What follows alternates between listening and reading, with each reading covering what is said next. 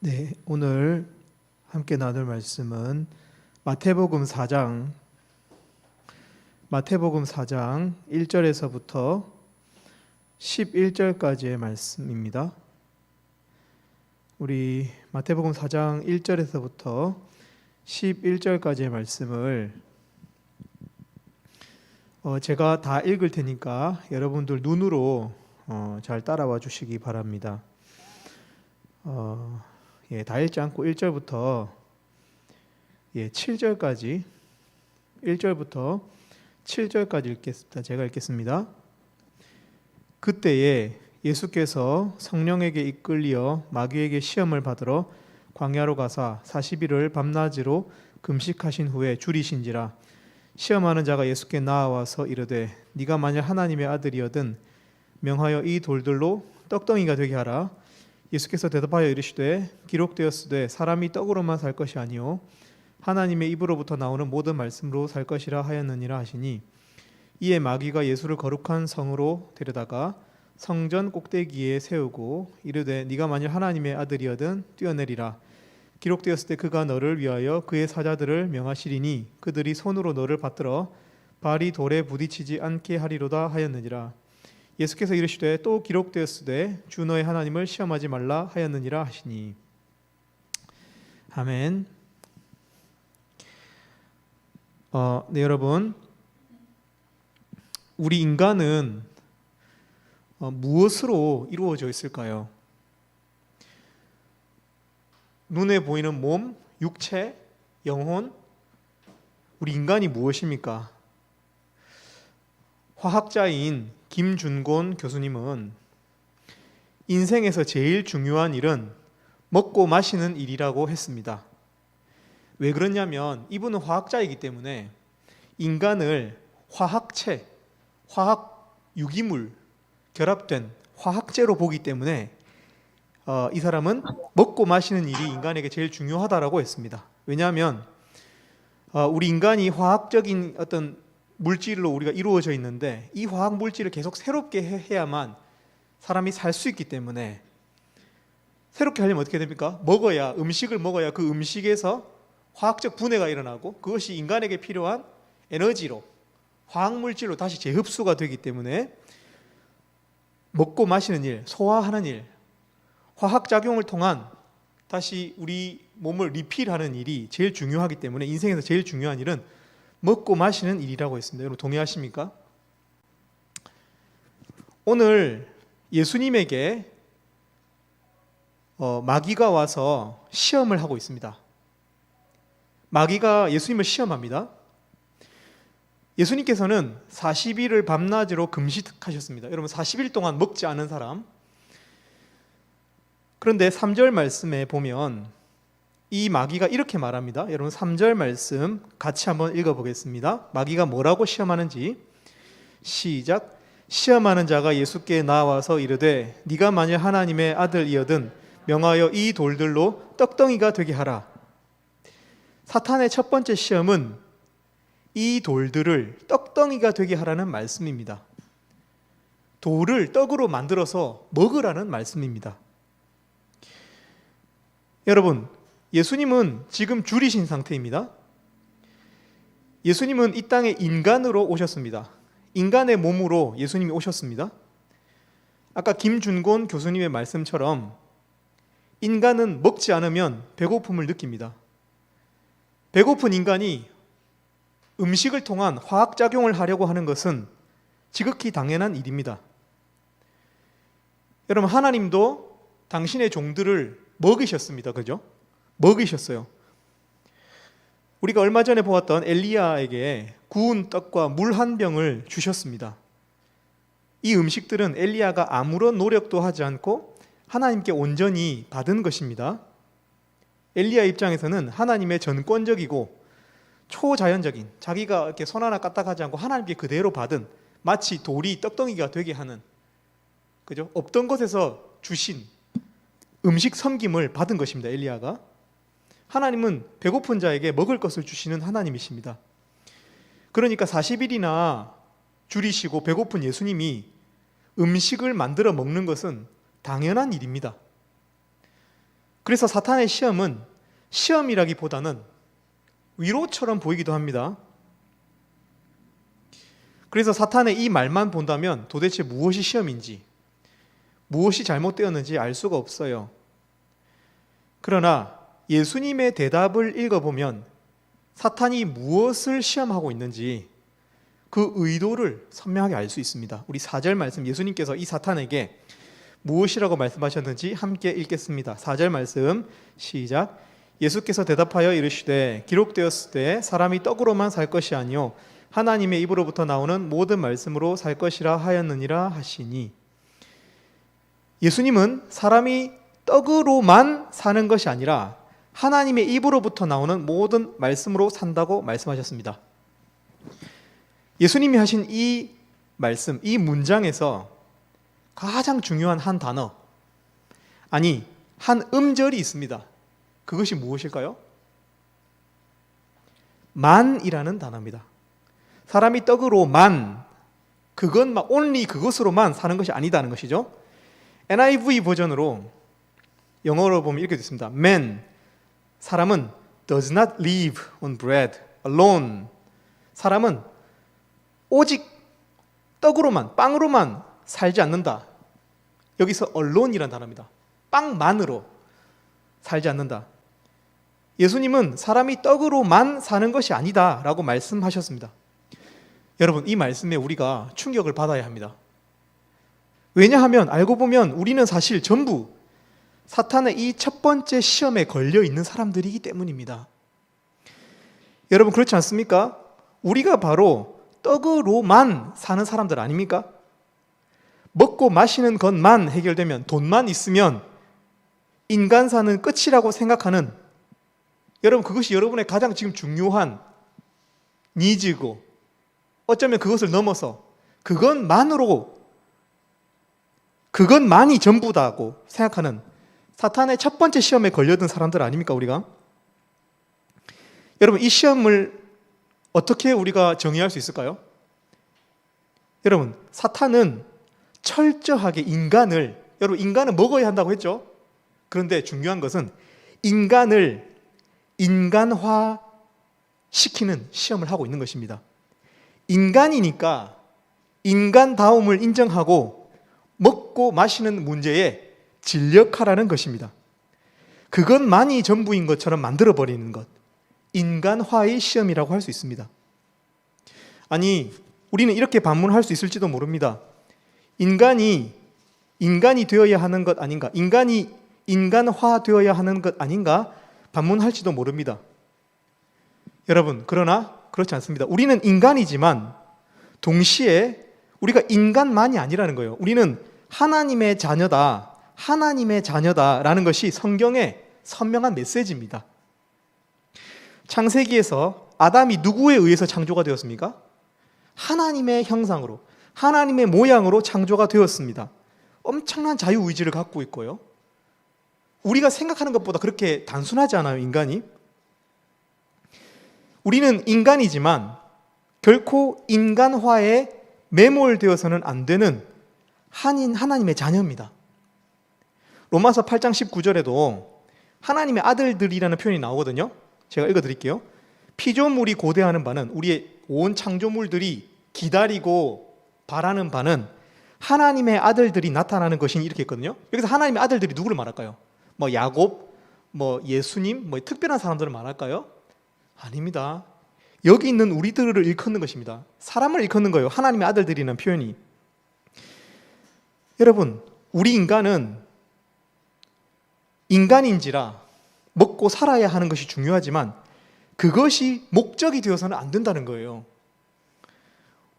그러면 우리는 어떤 존재라는 거예요? 아까 김준곤 교수님은 우리가 화학체라고 했는데, 사탄은 너는 인간이다 이렇게 말했는데, 여러분, 우리는 어떤 존재죠? 하나님의 자녀라는 거예요. 하나님의 자녀. 하나님의 자녀는 하나님의 입으로부터 나오는 모든 말씀으로 사는 것입니다, 여러분. 여러분, 잘 기억하십시오. 우리가 재산을 축적하듯이 말씀을 축적해야 돼요. 우리가 안 읽은 성경, 안 읽어본 성경, 모르는 성경을 공부하고, 왜냐? 모든 말씀이라고 했거든요. 그런 것을 축적해야 돼요. 그래서 하나님이 어떤 분인지를 정말 포괄적으로 폭넓게 알아가야 한다는 것입니다. 그래야 우리 인간이 하나님 앞에서 자유로운 존재, 하나님을 닮은 존재가 된다는 것입니다. 만약 우리가 오랫동안 안 먹으면 죽듯이 우리가 오랫동안 하나님의 말씀을 멀리 떠났다면 얼른 응급으로라도 우리 응급실을 가야 되잖아요. 순간적인 영양실조가 오면 말씀 앞으로 달려가야 되는 거예요. 우리가 매일 밥을 먹듯이 매일 말씀을 먹고 살아야 하는 것입니다.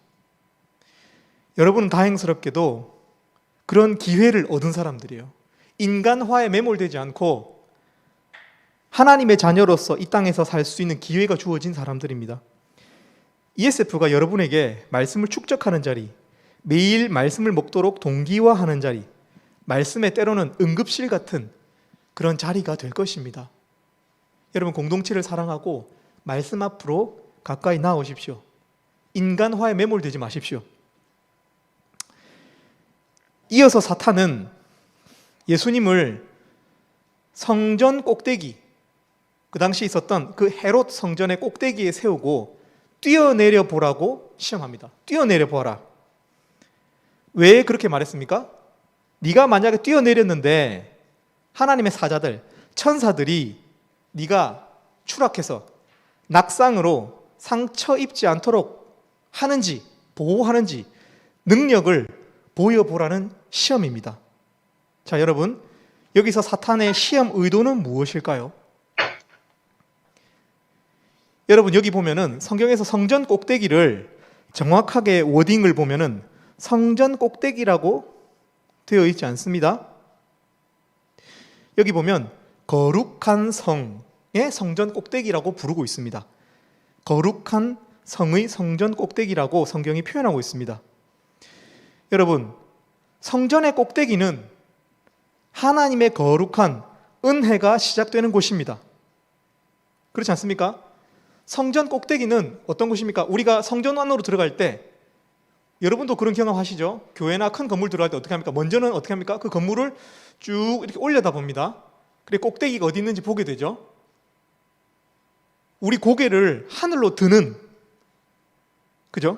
꼭대기가 있기 때문에 하늘로 들어서 성전 꼭대기를 지그시 바라보게 됩니다. 그래서 이 땅에서 풀이 죽어서 살던 우리 인간이 성전을 올려다 보면서 그때라도 우리 고개를 하늘로 듭니다. 마치 아브라함이 풀이 죽어서 땅을 쳐다보고 앉아있을 때 하나님께서는 아브라함에게 너 일어나라, 일어나 봐라, 동서남북으로 다녀봐라, 산책이라도 해라. 이렇게 우리의 영혼을 이완시키는 것처럼 거룩한 성의 성전 꼭대기는 우리 고개를 하늘로 들게 만드는 그런 지점입니다. 우리는 성전의 꼭대기로 인해서 억지로라도 고개를 하늘로 들고 고개를 든다는 것, 하늘을 바라본다는 것, 하늘의 은혜를 바라본다는 것 말이에요. 하늘로 이렇게 고개를 들고 하나님이 계시지 않는가? 하나님이 은혜를 주시지 않을까? 그렇게 행동으로 하면서 은혜의 빛 아래로 걸어 들어갑니다. 여러분, 성전은 솔로몬 성전도 그랬고요. 그리고 스룹바벨 성전도 그랬어요. 은혜의 상징이었습니다. 사실은 솔로몬 성전이 시작되는 시기, 그리고 스룹바벨 성전이 시작되는 시기는 이스라엘이 성전을 가질 만한 이유가 없고 오히려 그 반대였어요. 타락한 후였다고요. 그러나 솔로몬 성전도 스룹바벨 성전도 실패한 죄인들에게 하나님이 주시는 은혜의 상징이었습니다. 그리고 다시 성전 때문에, 하늘 때문에 희망을 갖기 시작하게 됩니다. 하나님의 은혜가 있기 때문입니다. 하늘을 우러러 하나님의 은혜를 바라보기 때문입니다. 그분이 우리를 내려다보시고 불쌍히 여기시는 것을 감지하기 시작하기 때문입니다. 하나님을 올려다보고 그분이 우리를 내려다보시는 상징이 성전 꼭대기라고 우리가 할 만합니다. 그런데 사탄은 지금 어떻게 합니까? 그 꼭대기로 곧장 데리고 갑니다. 예수님을. 여러분, 꼭대기는 어떤 곳입니까? 올려다볼 하늘이 없는 곳이에요. 내려다보죠. 올려다볼 하나님의 은혜가 없는 곳, 바로 성전 꼭대기 위에 예수님을 세웁니다. 그리고 뭐라고 합니까? 능력을 보이라고 하는 겁니다. 능력. 네가 만약 하나님의 아들이라면 이렇게 해봐라. 이렇게 능력을 보여봐라. 천사들이 수종 드는 것, 천사들이 이렇게 발을 다치지 않도록 하는 것을 보여서 가시적으로 증거를 대어서 네가 진짜 능력 있는 자인지 보이라고 합니다. 여러분, 사탄의 이 말에는 능력과 긴밀하게 결속하고 있는 조건절이 있습니다. 그게 뭐죠? 네가 만일 하나님의 아들이라면, 네가 만일 하나님의 자녀라면, 네가 만일 하나님의 딸이라면, 보십시오. 네가 만일 하나님의 아들이거든 이 돌들로 떡덩이가 되게 하라. 네가 만일 하나님의 아들이거든 뛰어내려서 돌에 부딪히지 않게 하라. 사탄이 지금 뭐라고 말하는 거예요? 사탄은 능력으로, 너의 능력으로, 네가 보여지는 어떤 그런 것으로 너의 하나님의 사람됨을, 하나님의 자녀됨을 증명하라는 거예요. 하나님의 은혜가 아니라 능력으로 너의 존재를 드러내라는 거예요. 그러니까 너의 능력으로 드러내라는 거죠. 네가 신앙인인데 왜 기도에 응답이 없는가? 네가 신앙인인데 왜 너의 삶에는 배고픔이 해결되지 않는가? 네가 신앙인인데 왜 너의 아픈 가족들은 치료를 받지 못하는가? 라고 묻는 것입니다. 여러분 혹시 그런 자격지심 갖고 있지 않습니까? 내가 진짜 하나님의 사람일까? 여러분, 사탄은 정확하게 이렇게 말했습니다. 우리 6절 말씀 읽어볼까요? 6절 말씀 다 같이 읽겠습니다. 시작. 이르되 네가 만일 하나님의 아들이거든 뛰어내리라. 기록되었으되 그가 너를 위하여 그의 사자들을 명하시리니 그들이 손으로 너를 받들어 발이 돌에 부딪히지 않게 하리로다 하였느니라. 네가 만약에 하나님의 아들이라면 고층 건물에서 떨어져도 죽지 않는 능력을 보여보라는 것입니다. 사탄이 말씀 구절을 인용하면서 네가 발이 땅에 닿지 않도록 천사들이 지키는지 한번 보여보라 이렇게 하고 있거든요. 여러분 이 구절은 정확하게 시편 91편 11절에서 12절까지입니다. 제가 읽어드립니다. 이게 어떤 구절인지 여러분 잘 들어보세요. 이게 과연 사탄이 의도한 그 말씀인지. 시편 91편 11절에서 12절입니다. 그가 너를 위하여 그의 천사들을 명령하사 내 모든 길에서 너를 지키게 하심이라. 그들이 그들의 손으로 너를 붙들어 발이 돌에 부딪히지 아니하게 하리로다. 현대인의 성경으로는 그가 천사들을 명령하여 네가 어디를 가든지 너를 지키게 하시리라. 천사들이 손으로 너를 받들어 내 발이 돌에 부딪히지 않게 할 것이다. 여러분 어떻습니까? 이 말씀이 사탄이 의도한 것처럼 성전 꼭대기에서 한번 뛰어내려서 천사들이 그 발이 돌에 부딪히지 않도록 하는 이벤트적인, 한번 사람들에게 능력을 보여줄 수 있는 이벤트적인 그런 말씀입니까 이게? 초자연적인 어떤 능력을 보이라는 말씀일까요? 사탄이 의도하는 것처럼 보여줄 수 있는 보여주기식의 능력, 그래서 사람들의 부러움을 받을 만한 능력을 말하는 것일까요? 아니죠. 오히려 정반대죠. 이 말씀은 한순간의 능력에 대한 말씀이 아니잖아요. 한순간 보여주기 프로그램의 말씀이 아니거든요 이게. 그건 뭡니까? 네가 어디를 가든지 너의 모든 길에서 하나님의 도우심을 말하고 있거든요. 그럼 이것은 무슨 말씀이죠? 한순간 오늘 보여줄 말씀이 아니라 바로 우리 평생에 하나님께서 선택하신 우리 평생에 대한 말씀이라는 거예요. 우리가 어디를 가더라도 어떤 순간에라도 내가 너를 지킬 것이다 라는 말씀이죠. 그러니까 우리 존재에 대한 말씀이지 행위에 대한 보상의 말씀이 아니라는 것입니다. 그러니까 능력으로 하나님의 사람임을 입증하라는 말이 아니죠. 네가 만일 하나님의 아들이라면 이렇게 증명해야 한다는 말이 더욱 아니죠.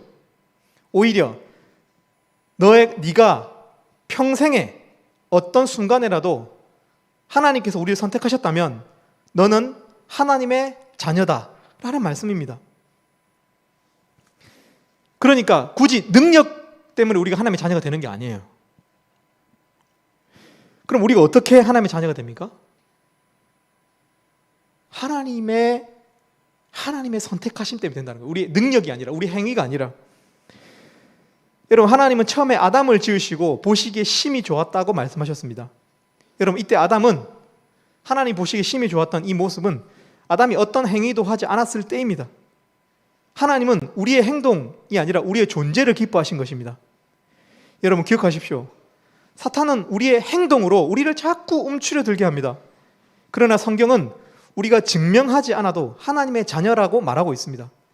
고개를 들어 성전을 바라보고 그 거룩한 꼭대기를 바라보고 고개를 들어서 하나님의 은혜를 기억하라는 것입니다.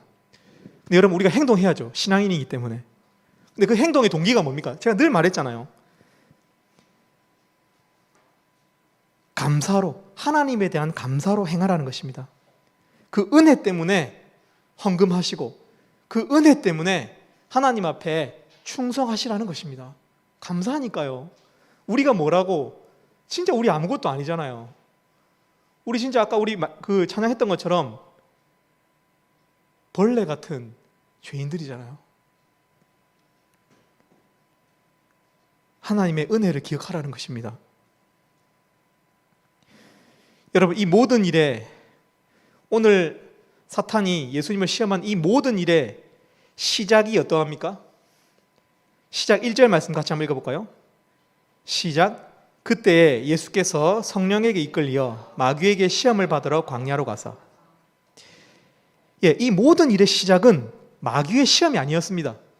마귀의 시험보다 먼저 선제적으로 나오고 있는 그것이 무엇입니까? 성령에게 이끌렸다는 것입니다.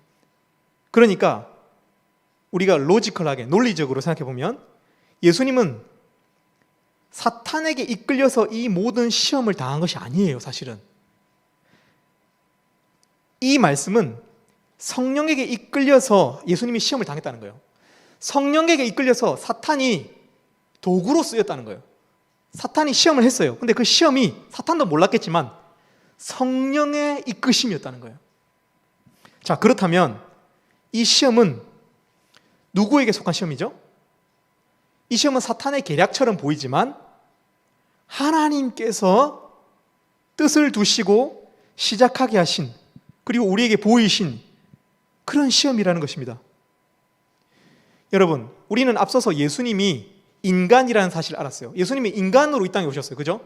예수님께서 세례 요한에게 세례를 받으시면서 모든 의를 이루는 것이 합당하다고 했는데, 이 말은 아주 쉬운 말로 예수님께서 내가 인간이다란 말이에요. 내가 인간으로서 세례를 받아야 한다는 거예요.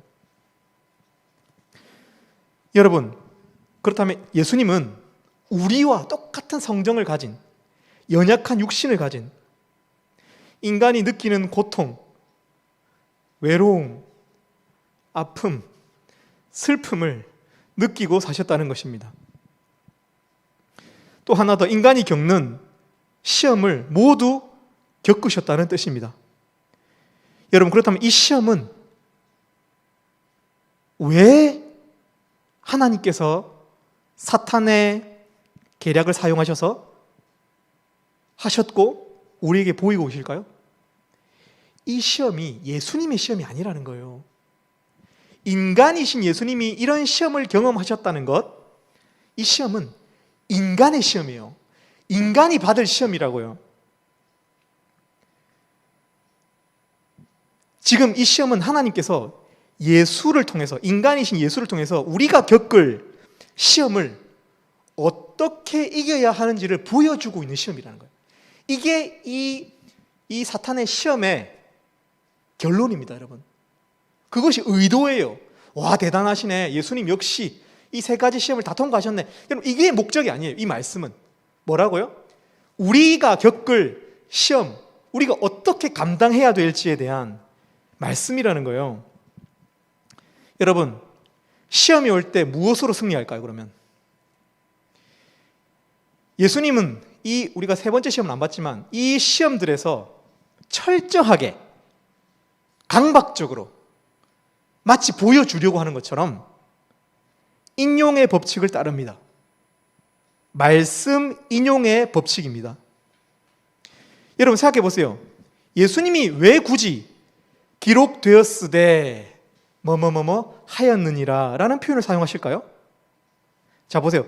기록되었으되 사람이 떡으로만 살 것이 아니요 하나님의 입으로부터 나오는 모든 말씀으로 살 것이라 하였느니라. 자, 기록되었으되 주 너의 하나님을 시험하지 말라 하였느니라. 기록되었으되 주 너의 하나님께 경배하고 다만 그를 섬기라 하였느니라.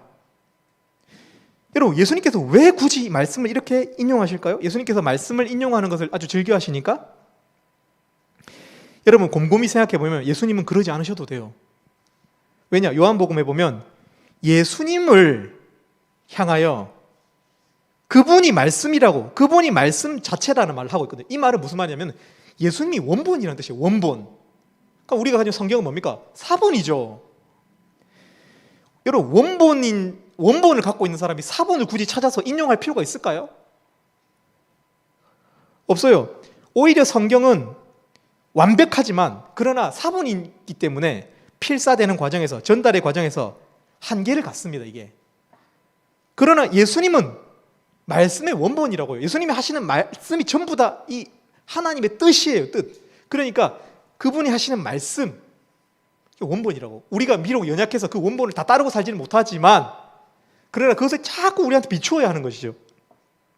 그런데 왜 예수님께서 이렇게 말씀을 인용하셨을까요? 아까 이야기했잖아요. 이것은 예수님의 시험이 아니고 인간의 시험이라고. 인간이신 예수님이 경험하신 우리가 경험해야 될 시험이라고요. 그러니까 예수님은 지금 보여주시려는 거예요. 우리에게 사람이 어떻게 시험을 이기는지 보여주시려는 것입니다. 영은자매, 우리 만왕의 왕 내 주께서 이 찬양 조금 천천히 반주해 주시길 바랍니다. 여러분, 사랑하는 우리 형제자매 여러분,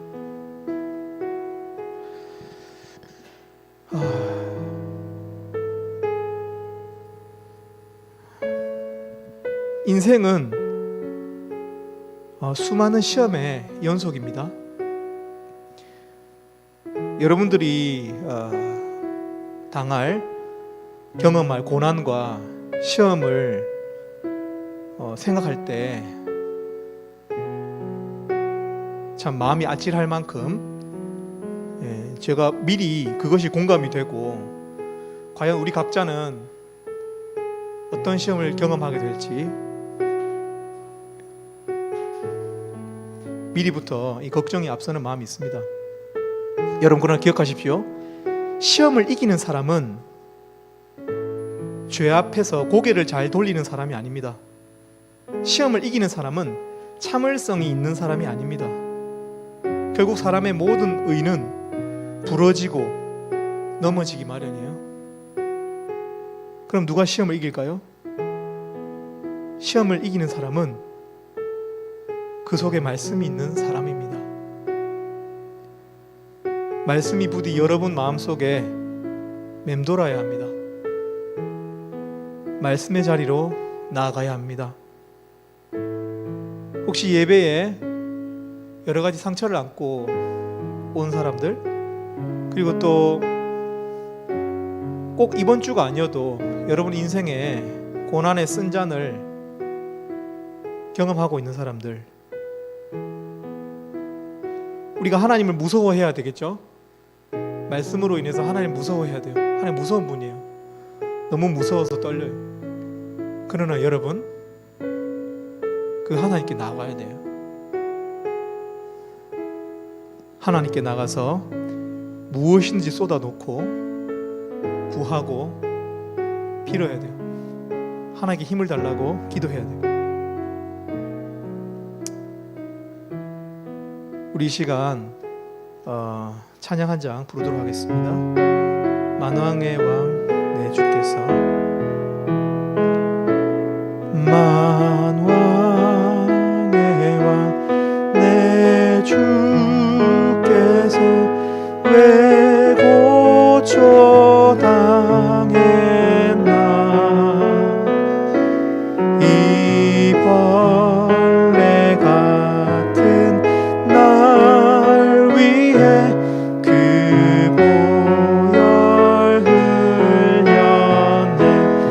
십자가 주 십자가 못 박힘은 속죄함 아닌가.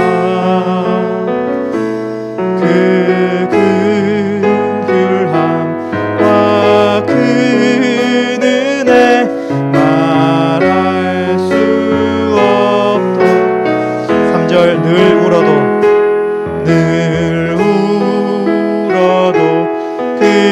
그 은혜 다 갚을 수 없네.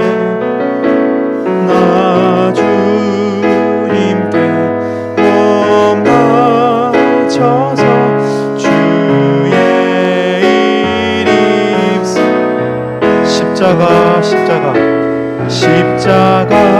십자가 내가 처음 볼 때에 나의 맘에 큰 고통 사라져. 오늘 믿고서 내 눈 밝았네. 참 내 기쁨 영원한. 한 번 더 십자가 내가 처음 볼 때에 나의 맘에 큰 고통 사라져. 오늘 믿고서 내 눈 밝았네. 참 내 기쁨 영원하도다. 우리 시간 잠깐 하나님 앞에 기도하는 시간 갖도록 하겠습니다. 하나님 앞에 우리의 추악함을 다 드러내어 놓고 하나님 앞에 우리의 모든 연약함을 다 쏟아 놓고 이 시간 기도했으면 좋겠습니다. 하나님의 도우심이 필요합니다. 심령이 가난하고 많이 힘이 듭니다. 하나님 앞에 입술로 고백할 수 있었으면 좋겠습니다. 하나님 저에게 용기를 주시고 인내를 주시고 의연한 마음을 주시옵소서. 무슨 일이 있어도 하나님을 떠나지 않겠습니다. 하나님 앞에 기도하실 수 있기를 원합니다. 특별히 캠퍼스가 이제 개강이 되었습니다. 여러분 캠퍼스의 상황이 산만하여서 여러분 마음이 집중이 안 될 수도 있습니다. 그러나 하나님께서 여러분을 그곳에 보낸 이유가 있고요, 참새 한 마리도 하나님께서 허락하지 않으면 땅에 떨어지는 일이 없다고 하셨습니다. 하나님의 섭리를 믿고 하나님 내가 학업에 집중할 수 있도록, 또 막연한 관계에 두려움들이 있을 것인데 관계의 문을 잘 열어갈 수 있도록, 심지어 우리는 캠퍼스에 부름받은 학생 선교사들인데 더 나아가서 참 저들에게 복음을 전할 수 있게 해달라고, 그 용기를 달라고 이 시간 함께 기도하도록 하겠습니다. 기도하시겠습니다.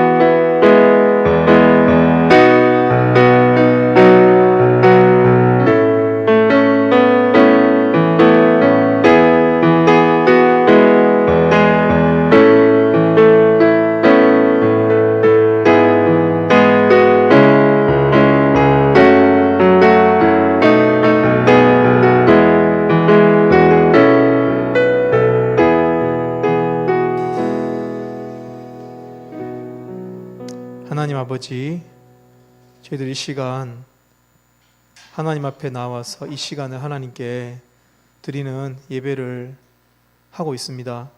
하나님, 우리의 허물, 죄악들 주홍같이 붉을지라도 십자가 예수의 그 거룩한 피로 우슬초에 담아 씻겨주시기를 원합니다. 하나님 앞에 은혜로 살기를 원하고 은혜로 서기를 원합니다. 하나님 아버지, 사랑하는 우리 형제자매님들, 지금 코로나 확진자가 많아져서 여러 가지 어려움을 당하는 가운데 있습니다. 하나님, 저들의 마음이 약해지지 않도록, 저들의 몸이 얼른 회복될 수 있도록 후유증 없이 깨끗이 나아서 다시금 공동체에 하나 된 교제 자리로 나올 수 있도록 하나님 축복해 주시기를 원합니다. 감사합니다. 예수님 이름으로 기도 올립니다.